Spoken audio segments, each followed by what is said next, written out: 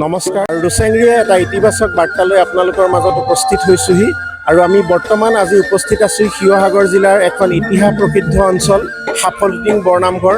আৰু ইয়াতে সাফলটিং বৰনামঘৰ আৰু কলাকৃষ্টিৰ কেন্দ্ৰৰ উদ্যোগত ইংৰাজী 14 নৱেম্বৰৰ পৰা 23 নৱেম্বৰলৈ 70 সংখ্যক শ্ৰী শ্ৰী কৃষ্ণৰ ৰাসক্ৰিয়া মহোৎসৱৰ আয়োজন কৰিছে। আৰু এই ৰাসক্ৰিয়া মহোৎসৱৰ লগত সংগতি ৰাখি নৱনিৰ্মিত কীৰ্তনগৃহৰ শুভ উন্মোচন লগতে অসম ভিত্তিত ভাওনা প্ৰতিযোগিতাৰ আয়োজন কৰিছে। আমি সমগ্ৰ পৰিৱেশ আমাৰ সন্মানীয় দৰ্শকসকলক দেখুৱাবলৈ চেষ্টা কৰিছোঁ।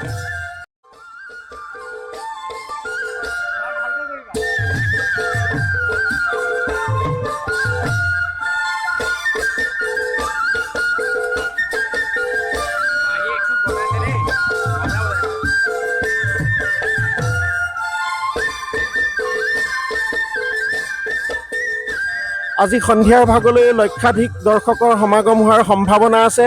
এটা খুব সুন্দৰ আটকধুনীয়া পৰিৱেশ উদযাপন সমিতিয়ে সজাই তুলিছে। সাফলটিং বৰনামঘৰ প্ৰাংগণৰ আপোনালোকক বিভিন্ন দৃশ্যাংশ আমি দেখুৱাবলৈ চেষ্টা কৰিছোঁ। ইয়াতে পতাকা উত্তোলনৰ যি বেদী, তেখেতলোকে ইয়াত যথেষ্ট সংখ্যক পতাকা উত্তোলন কৰিছে। খুব সুন্দৰ এটা পৰিৱেশ আমি সমগ্ৰ পৰিৱেশ দেখুৱাবলৈ চেষ্টা কৰিছোঁ। লোকে লোকাৰণ্য হৈ পৰিছে সমগ্ৰ অঞ্চল সাফলটিং অঞ্চল। ইয়াতে ৰচনা হৈছে গকুলৰ পৰিৱেশ, মথুৰাৰ পৰিৱেশ, বৃন্দাবনৰ পৰিৱেশ। আজি দ্বিতীয় দিনৰ কাৰ্যসূচীতে লক্ষাধিক ভক্তৰ সমাগম। এই বৰনামঘৰৰ প্ৰাংগণত তেখেতলোকে বন্তি প্ৰজ্বলন কৰি নিজৰ মনৰ কামনা পূৰণ হোৱাৰ উদ্দেশ্যেৰে ভগৱন্তৰ শ্ৰীচৰণত সেৱা ধৰিছে। আমি ইতিমধ্যে আমাৰ সন্মানীয় দৰ্শকসকলক জনাইছোঁ যে আমি উপস্থিত আছোঁ শিৱসাগৰ জিলাৰ অন্যতম ধৰ্ম সংস্কৃতিৰ প্ৰাণকেন্দ্ৰ সাফলটিং বৰনামঘৰ আৰু কলাকৃষ্টি কেন্দ্ৰ। আমি ইতিমধ্যে আপোনালোকক ৰাসৰ উপলক্ষে যিসকল হাজাৰ হাজাৰ ভক্তৰ সমাগম ঘটিছে আমি ইতিমধ্যে আপোনালোকক সমগ্ৰ দৃশ্যাংশ দেখুৱাই আছোঁ। আমি এইবাৰ আপোনালোকক লৈ যাব বিচাৰিছোঁ।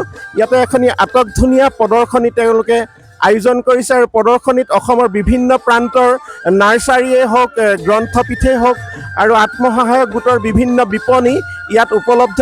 আমি সন্মানীয় দৰ্শকসকলক প্ৰদৰ্শনীৰ স্থানলৈ লৈ যাব বিচাৰিছোঁ।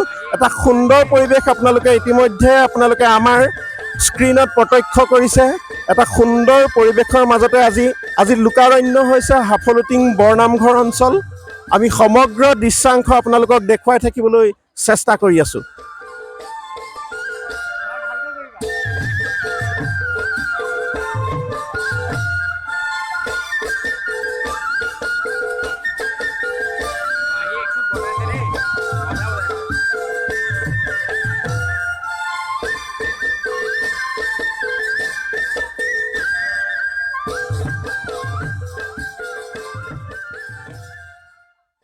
ইতিমধ্যে আপোনালোকক দেখুৱাই আছোঁ এই প্ৰদৰ্শনীত অংশগ্ৰহণ কৰিছে অসমৰ বিভিন্ন প্ৰান্তৰ বিপণী আৰু বিশেষকৈ ইয়াত আমি দেখা পাইছোঁ জিলা কৃষি বিভাগ শিৱসাগৰ, লগতে কৃষি বিজ্ঞান কেন্দ্ৰ শিৱসাগৰ, অসম কৃষি বিশ্ববিদ্যালয়, লগতে বিভিন্ন গ্ৰন্থৰ বিপণী, বিভিন্ন আত্মসহায়ক গোটৰ বিপণী আপোনালোকে ইতিমধ্যে আমাৰ স্ক্ৰীণত প্ৰত্যক্ষ কৰিছে। এটা সুন্দৰ পৰিৱেশ আচলতে আমি ক'ব লাগিব। ইয়াত যথেষ্ট সংখ্যক ভক্তৰ সমাগম ঘটিছে।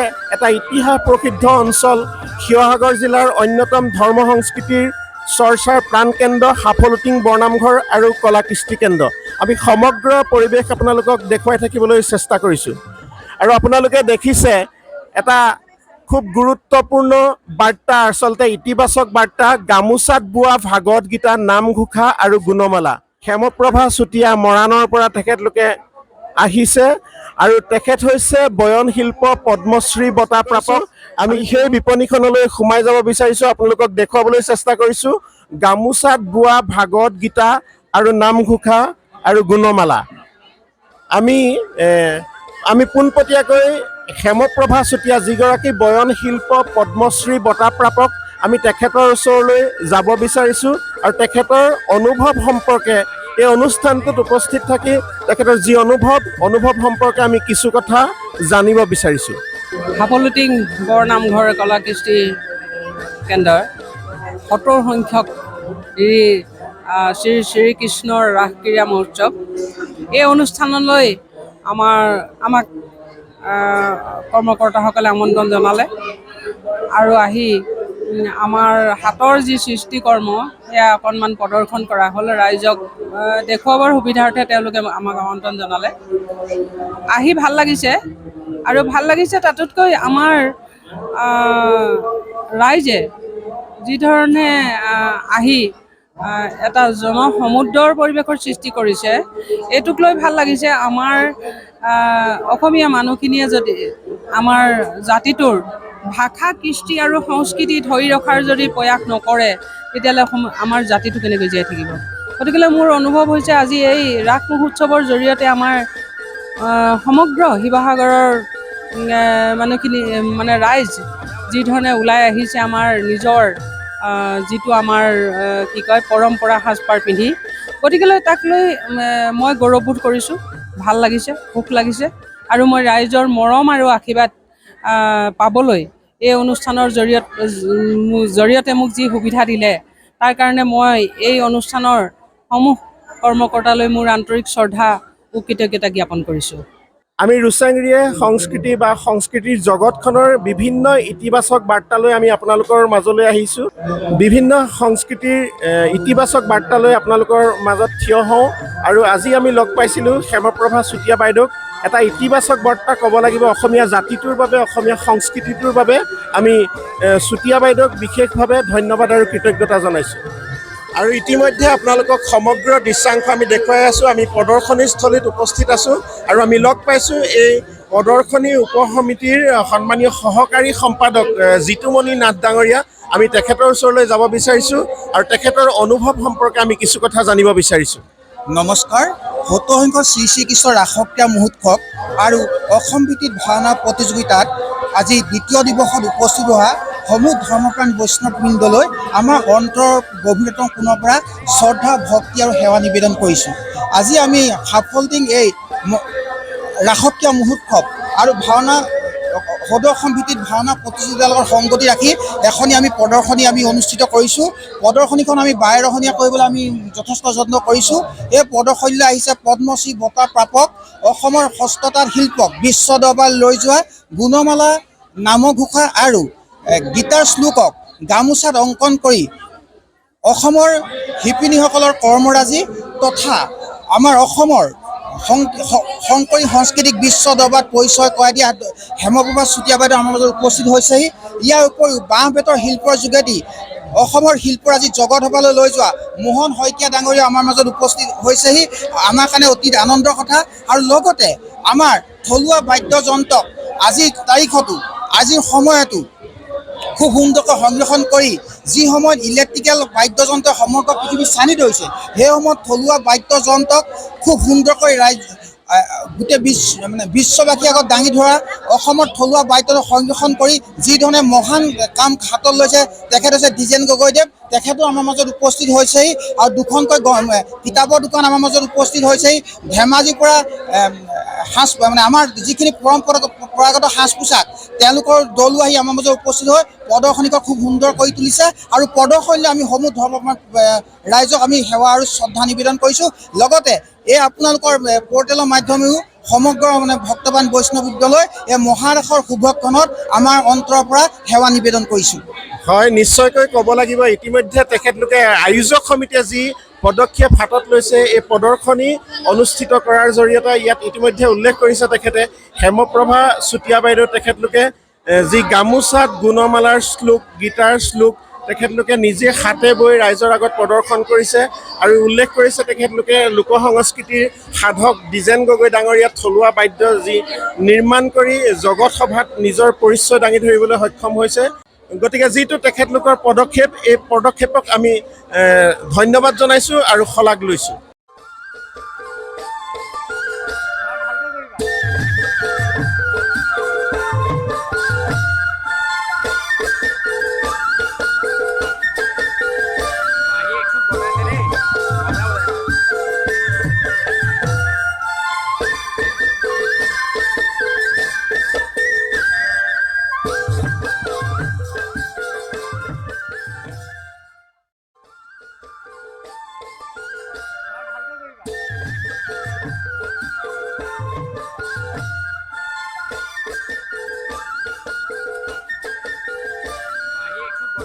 আমি ইতিমধ্যে আমাৰ সন্মানীয় দৰ্শকসকলক জনাইছিলোঁ যে এটা খুব সুন্দৰ প্ৰদৰ্শনী ৰাসক্ৰিয়া উৎসৱৰ লগত সংগতি ৰাখি তেখেতলোকে আয়োজন কৰিছে।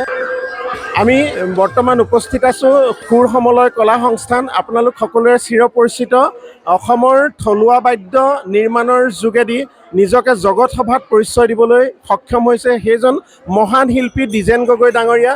আমি পোনপটীয়াকৈ দ্বিজেন গগৈ ডাঙৰীয়াৰ ওচৰলৈ যাব বিচাৰিছোঁ আৰু এই প্ৰদৰ্শনীস্থলীত তেখেতৰ অনুভৱ সম্পৰ্কে আমি কিছু কথা জানিব বিচাৰিছোঁ। দ্বিজেন দা, নমস্কাৰ।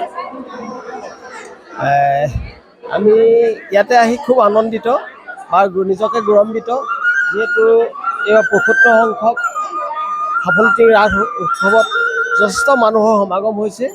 আৰু মই ইয়ালৈ 2004 চনত আহিছিলোঁ, 20 বছৰৰ পিছত পুনৰ আহিছোঁ। এইবাৰ খুব ৰাইজে উল্লাসে বা আগ্ৰহে লৈছে আৰু এইবাৰ যথেষ্ট ডাঙৰকৈও পাতিছে তেখেতলোকে, সেইটো বহুলভাৱে পাতিছে 10 দিনীয়াকৈ। গতিকে এইবাৰ মোৰ প্ৰদৰ্শনীখন তেখেতলোকে বিচাৰিলে, মই ইয়ালৈ প্ৰদৰ্শনীখন আনি নিজৰ জন্ম জেগাত প্ৰদৰ্শনীখন আনিবলৈ পাই নিজকে গৌৰৱান্বিত। অন্ততঃ থলুৱা লোকবাদ্যবোৰ আমাৰ উঠি অহা প্ৰজন্মই চিনাকি হওক। বহু বাদ্য হেৰাই গৈছে, কোনটোনো কি বাদ্য, এই কথাবোৰ অন্ততঃ জানক বুলি মই ইয়ালৈ আহিছোঁ।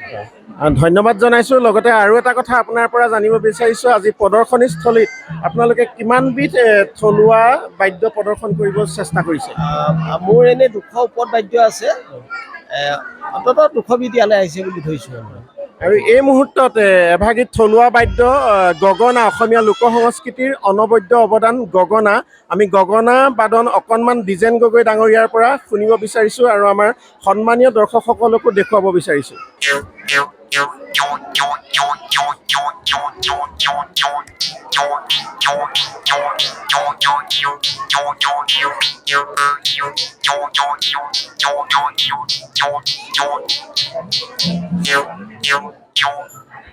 ধন্যবাদ জনাইছোঁ দ্বিজেন গগৈ ডাঙৰীয়াই অসমৰ উঠি অহা প্ৰজন্মৰ বাবে বা অসমীয়া জাতিটোৰ বাবে, অসমীয়া সংস্কৃতিৰ বাবে যি পদক্ষেপ হাতত লৈছে, সঁচাই শলাগৰ পাত্ৰ। আমি তেখেতক বিশেষভাৱে পুনৰ ধন্যবাদ জ্ঞাপন কৰিছোঁ।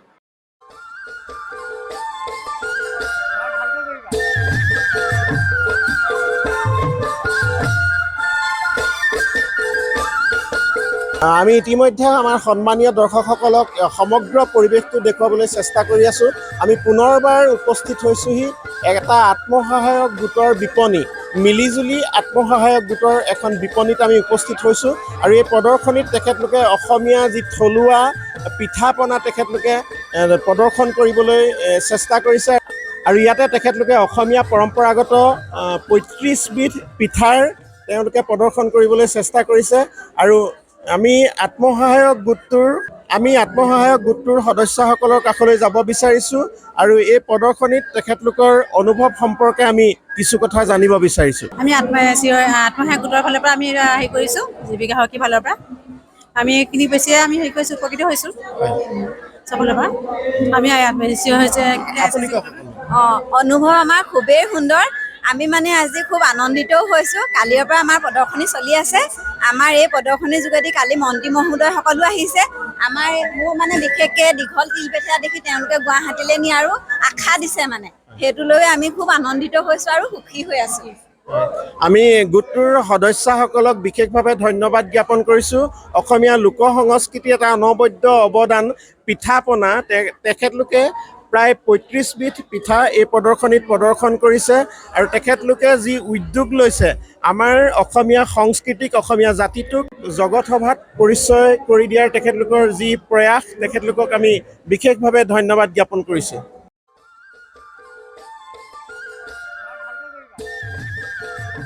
ইতিমধ্যে উল্লেখ কৰিছোঁ যে এই প্ৰদৰ্শনীত অসমৰ বিভিন্ন প্ৰান্তৰ বিপণী, লগতে কেইবাটাও চৰকাৰৰ গুৰুত্বপূৰ্ণ বিভাগে ইয়াত তেখেতলোকৰ প্ৰদৰ্শন কৰিছে। আমি বৰ্তমান উপস্থিত আছোঁ শিৱসাগৰ জিলাৰ কৃষি বিভাগৰ যি বিপণী, তেখেতলোকে বিভিন্ন কৃষি বিভাগৰ উৎপাদিত বিভিন্ন সামগ্ৰী লৈ তেখেতলোকে এই প্ৰদৰ্শনীত উপস্থিত হৈছেহি। আমি সমগ্ৰ পৰিৱেশ আপোনালোকক দেখুৱাইছোঁ। এয়া হৈছে জিলা কৃষি বিভাগ শিৱসাগৰে যিসকল তেখেতলোকৰ উৎপাদিত সামগ্ৰী লৈ প্ৰদৰ্শনীত উপস্থিত হৈছে, সেই সামগ্ৰীসমূহ আপোনালোকক দেখুৱাবলৈ চেষ্টা কৰিছোঁ আৰু ইয়াতে শিৱসাগৰ জিলাৰ কৃষি বিভাগৰ যিসকল বিষয়ববীয়া আছে, যিসকল কৰ্মচাৰী আছে, এই প্ৰদৰ্শনীত উপস্থিত আছে। আমি তেখেতসকলৰ ওচৰলৈ যাব বিচাৰিছোঁ আৰু এই প্ৰদৰ্শনীত তেখেতলোকৰ অনুভৱ সম্পৰ্কে আমি কিছু কথা জানিব বিচাৰিছোঁ।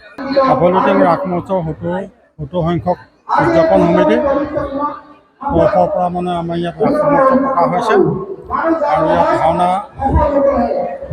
ভাওনা কম্পিটিশ্যন বিভাগ অনুষ্ঠিত তাৰ লগত সংগতি ৰাখি আমাৰ ইয়াত প্ৰদৰ্শনী ব্যৱস্থা কৰাইছে। তাৰ উপলক্ষে আমাৰ কৃষি বিভাগৰ পৰা আহিছে আমাৰ বিভিন্ন প্ৰদৰ্শনীৰ কাৰণে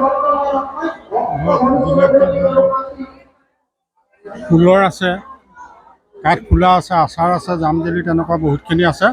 ৰাইজৰ যথেষ্ট সহযোগ পোৱা গৈছে। আমি কৃষি বিভাগৰ গিৰিধৰ নাথ ডাঙৰীয়াক আন্তৰিক ধন্যবাদ আৰু কৃতজ্ঞতা জনাইছোঁ। এক খুব সুন্দৰ প্ৰদৰ্শন। আচলতে কৃষি বিভাগৰ যথেষ্ট উৎপাদিত সামগ্ৰী লৈ এই ৰাসক ক্ৰীড়াস্থলীত তেখেতলোকৰ প্ৰদৰ্শন আৰম্ভ কৰিবলৈ সক্ষম হৈছে। তেখেতলোকৰ এই যাত্ৰা অব্যাহত থাকক। ধন্যবাদ জনাইছোঁ।